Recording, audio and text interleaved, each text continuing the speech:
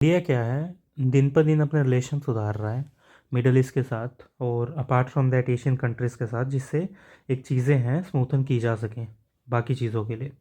अभी जो Indian middle east corridor है, ये भी एक इसी चीज़ का उदाहरण है। तो चलिए देखते हैं इसमें है क्या।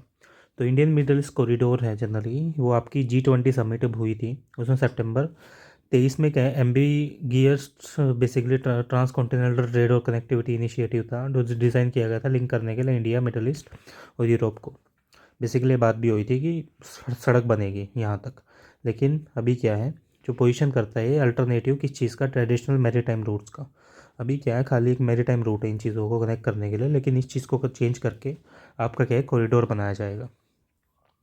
जनरली ये काम कैसे करेगा तो देखो, जो करंट प्रोग्रेस है ईस्टर्न सेगमेंट में, जो इंडिया और यूएई बोल सकते हो आप, तो सिग्निफिकेंट प्रोसेस की गई है स्ट्रेंथ करने के लिए इकोनॉमिक टाइज को इंडिया और यूएई के बीच में।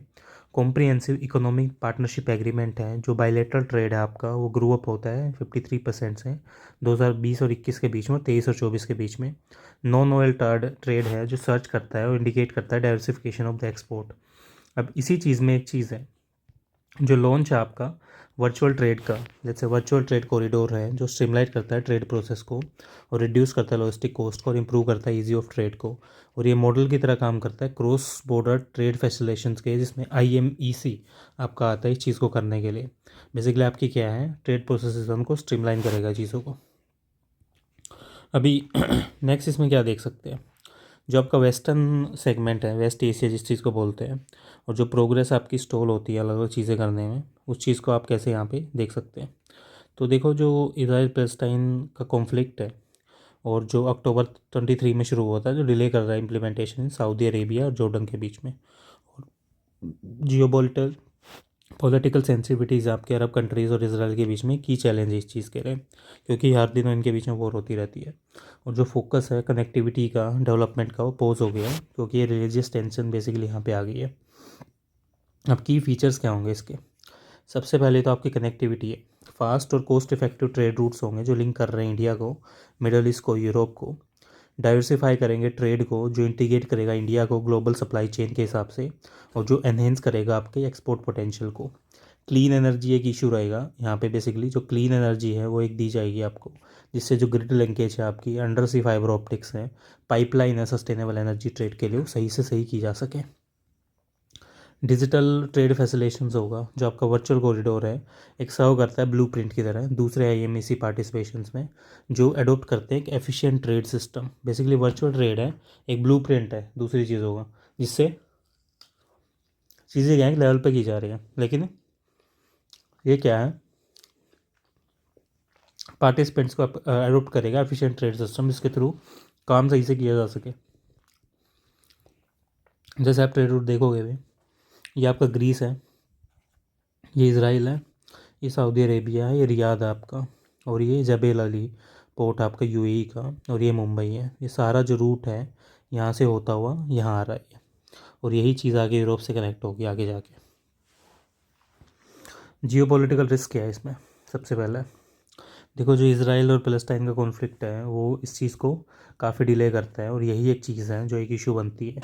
कोलाबरेशंस है अरब नेशंस के बीच में और इसराइल में, डिप्लोमेटिकल हर्डल्स आते हैं, क्योंकि सारे लोग इसराइल के साथ एग्रीमेंट करेंगे नहीं करेंगे, वो चीज़ एक इशू रहती है। Apart from that, urban development है, जो आपका ईस्टर्न सेगमेंट प्रोग्रेस है वो स्टेडीली हो रही है, और जो वेस्टर्न सेगमेंट है वो अनसर्टेन है इस चीज़ को लेके। तो ये भी एक चीज़ हो सकती है जिससे अनइवन डेवलपमेंट होगा इस केस में। किस तरह से सही किया जा सकता है, गलत किया जा सकता है, वो एक बड़ा चैलेंज रहेगा। टेक्निकल और फाइनेंशियल फिजिबिलिटी, जो इंफ्रास्ट्रक्चर आपका क्लीन एनर्जी पाइपलाइंस के लिए, टेलीकम्युनिकेशन लाइंस के लिए, फाइबर ऑप्टिक केबल्स के लिए, जिसमें मल्टीलेटरल फंडिंग्स आपकी, टेक्निकल कोऑपरेशन हैं, वो बेसिकली यहाँ पे आता है, और उसी हिसाब से चीज़ें की जाती हैं कि कितना ये ठीक किया जाएगा और कितना गलत किया जाएगा। इंडिया के लिए अपॉर्चुनिटीज़ कितनी रहेंगी। जो पोर्ट्स हैं आपके, जैसे मुंबई, मुंद्रा, कोची, ये इंटीग्रेट करते हैं IMEC के साथ। डेवलप करो आप economic zone near the connectivity nodes, जो बूस्ट करेगा एक्सपोर्ट्स को। और जो ग्लोबल सप्लाई चेन है,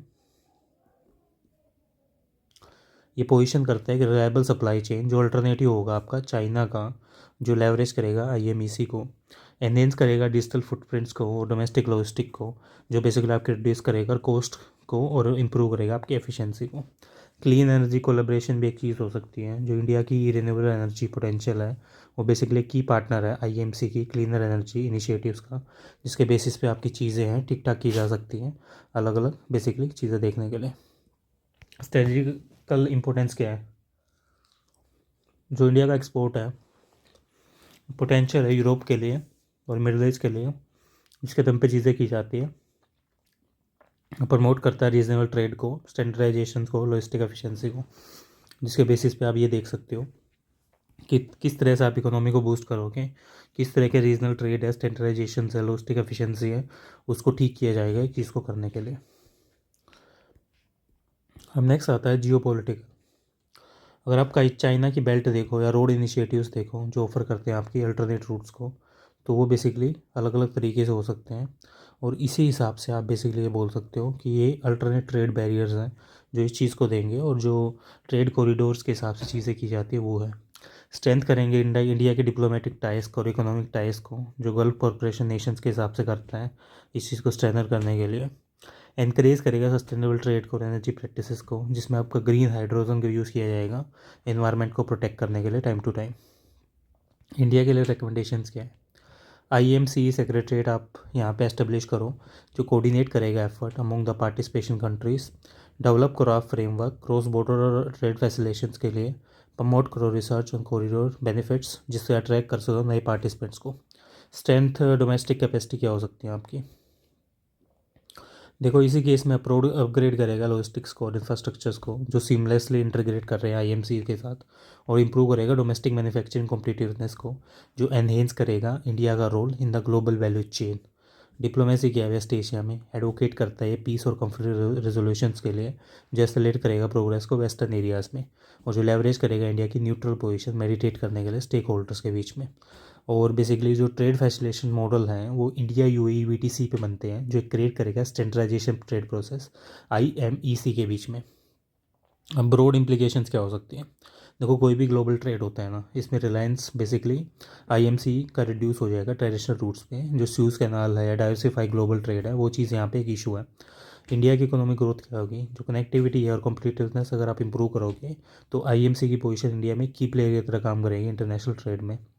पार्टिसिपेटिंग नेशंस प्रमोट करेगा सस्टेनेबल एनर्जी को, टेलीकम्युनिकेशन को, इंटीग्रेशंस को और डिजिटल ट्रेड फैसिलेशंस को, जिस हिसाब से चीज़ें की जा रही हैं।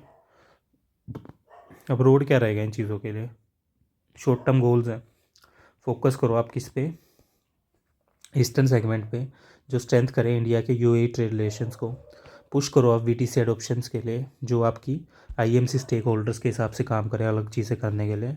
मीडियम टर्म गोल्स हैं आपके, जो प्रिपेयर करें इंडिया के पोर्ट्स को, लॉजिस्टिक्स को और नेटवर्क्स को, जिससे हैंडल की जा सके इंक्रीज ट्रेड वॉल्यूम्स, और डेवलप करेगा आपकी क्लीन एनर्जी और डिजिटल इकोनॉमी कंपोनेंट्स को, जिसके हिसाब से अलग अलग चीज़ें यहाँ पे फैसिलिटेट की जा सकती है।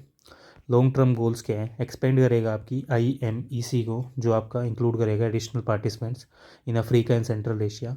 पोजीशन करो आईएमईसी को एक मॉडल की तरह जो इंक्लूसिव सस्टेनेबल ग्लोबल ट्रेड को आपके ठीक करेंगे आने वाले टाइम के हिसाब से। कंक्लूजन क्या है? आईएमईसी एम्बिग्यूस होता है और होल्ड करता है पोटेंशियल रीशेप करने के लिए ग्लोबल ट्रेड डायनामिक्स को, और एड्रेस करोगे आप जियो पॉलिटिकल और लॉजिस्टिक चैलेंजेस को जो आपके ठीक ठाक रहें, और जो डिजिटल और क्लीन एनर्जी अपॉर्चुनिटीज़ हैं वो आपकी ठीक की जा सकें डोमेस्टिक कैपेसिटीज़ के हिसाब से। इंडिया ये भी इंश्योर करेगा कि जो कॉरिडोर का सक्सेस है और एस्टेब्लिश है अपने आप को सेंटर प्लेयर में, वो इवोल्व करे मैरीटाइम और ट्रेड रूट्स के हिसाब से, जिसके हिसाब से चीज़ें बेसिकली काफ़ी स्ट्रेंथ तक बेस्ट हो सकें, और इसी चीज़ को आगे प्रमोट करने के लिए अलग अलग मेथड लगा सकें जिससे एक बेटर तरीका निकाल सको चीज़ को। तो मिलते हैं नेक्स्ट वीडियो में फॉर द न्यू